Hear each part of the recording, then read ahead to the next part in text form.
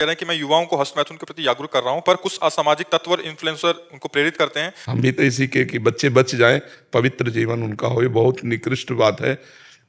इसमें कई तरह की बहुत हानियां हो जाती है। इसमें हानि ही हानि है, लाभ तो है ही नहीं। उसमें नस नाड़ियां इतनी कमजोर हो जाती कि कुछ समय बाद स्पर्श मात्र से या संकल्प मात्र से वीर्यपात हो जाएगा, या जो गृहस्थी में अत्यंत आवश्यक जो उसमें योग्यता ही खो देगा, वो संतानोत्पत्ति की योग्यता ही खो देगा। ये छोटे छोटे बच्चे सब अपने जीवन को बर्बाद कर रहे हैं। अब इस विषय में क्या कि कोई बोलना नहीं चाहता। अच्छा, जो गृहस्थ में माता पिता है वो इस विषय में बच्चों के पास बैठकर समझना नहीं चाहते।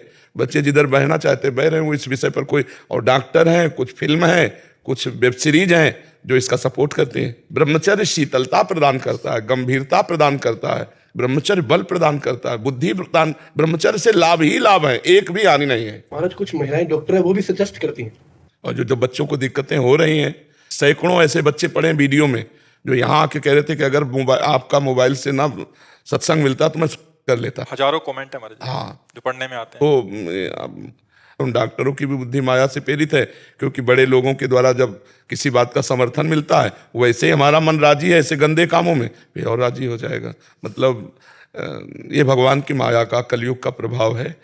हम ये कहते हैं कि 20 वर्ष तक ब्रह्मचर्य रहो, फिर आपका ब्याह हो तो खूब आराम से ब्याह, गृहस्थी के जो संयोग हैं, जो एक धर्म पूर्वक है। अब ये गंदी आदतें, नशा, बॉयफ्रेंड गर्लफ्रेंड, मतलब जहाँ उन्नति का चिंतन होना चाहिए वहाँ पतन का चिंतन हो रहा है। जहाँ उन्नति के लिए हमें बलवान बनना चाहिए वहाँ पतन करके अपना निर्बल बनते जा रहे हैं। जो हस्तमैथुन करेगा उसकी स्मृति शक्ति नष्ट हो जाएगी, याददाश्त, काम करने का मन नहीं होगा, शरीर में एक आलस से भरा रहेगा, और एक कुछ दिन बाद अजीर्णता सी होने लगेगी, लीवर काम करना कम कर देगा। बहुत सी परेशानियां हैं। अब कैसे इन बच्चों को समझाएं? माता पिता इस विषय पर ध्यान नहीं दे रहे, और दोस्त इस विषय को और बढ़ावा दे रहे, और डॉक्टर बढ़ावा दे रहे। कुछ ऐसे वेब सीरीज बन गई हैं जिनसे बहुत हानि हो रही। तो हमें तो यही हाथ जोड़कर प्रार्थना कि आप बच्चे खुद संभलो, नहीं तो आपका जीवन बर्बाद हो जाएगा। आप नियमनिष्ठ बनो। अब विरोध करने वाले तो बताओ, सच्चाई, धर्म, भजन सबका। आज का एक और प्रश्न है कि भारत के युवा बहुत बेरोजगार होके अपना भविष्य और समय दोनों बर्बाद कर रहे हैं। वो बाहर की पद्धति को अपना रहे हैं। और बाहर की पद्धति क्या? यूएस टाइम में जैसे बाहर दिन है, यहाँ रात होती है, सारी रात तो जगते रहते हैं। दिन में पूरे दिन में सोते हैं, काम 1 रुपए का भी नहीं। सारी रात फोन चलाएंगे, सुबह 5 बजे सोएंगे, फिर शाम को 7 बजे उठते हैं। तो उनका वो दिन शाम को 7 बजे शुरू होता है। कितना निकृष्ट बात है। अरे दिन मिला है उत्तर उज्जवल काम करने।